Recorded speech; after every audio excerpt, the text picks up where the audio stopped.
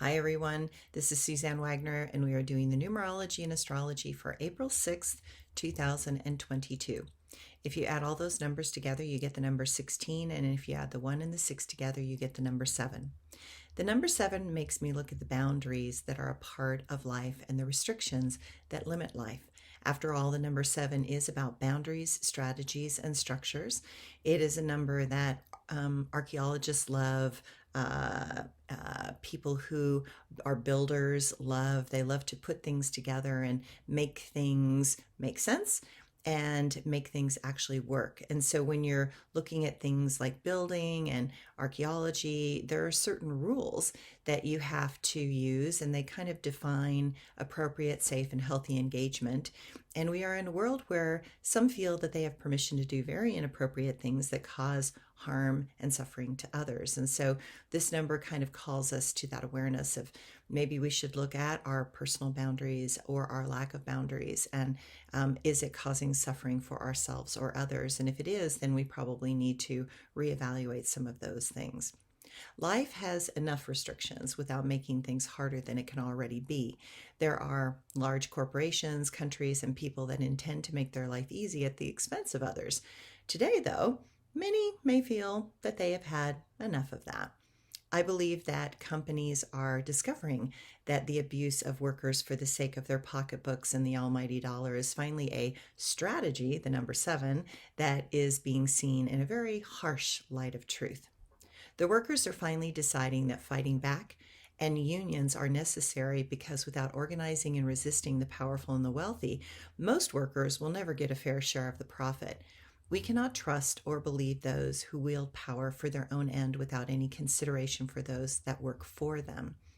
We have, especially in America, been living a form of indentured slavery, and the wealthy and powerful have been using the goodness and kindness of the hardworking middle and lower classes to take advantage and profit greatly from our efforts. Now, this is not new. It's been going on for centuries, but it's becoming more obvious at the moment.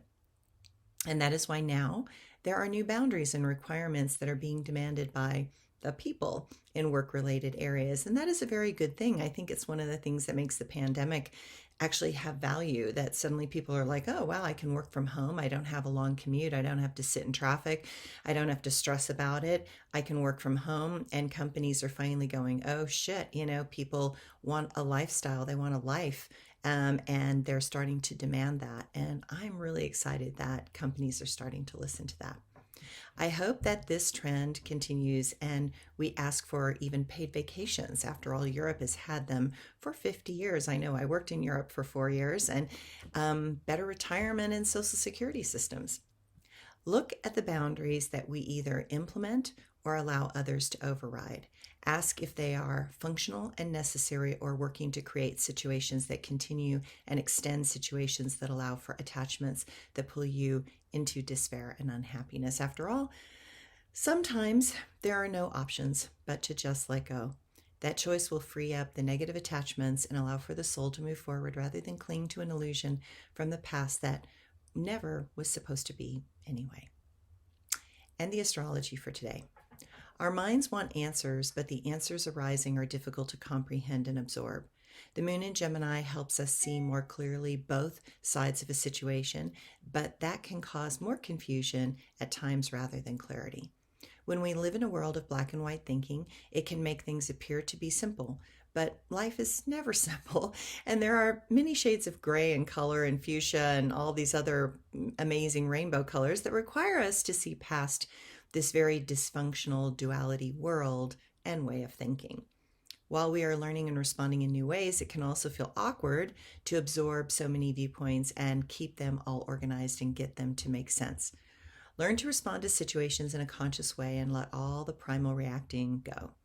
It's time we become more civilized and diverse in our responses to external situations. There is always more going on than we can completely understand anyway. Venus and Uranus will quintile, and that makes us see things from a unique perspective. That opens possibilities, and that is also a very good thing. Saturn and Mars will move into alignment, and that will give us more energy and focus. We will get some big things done, and our ability to not quit is very strong. The end goal is in sight, and we need to go for it. 2 asteroids, Vesta and Chiron are going to give us an ability to push back with organized thinking patterns, and that can overcome certain situations at this time. Thanks, everyone. Have a great day.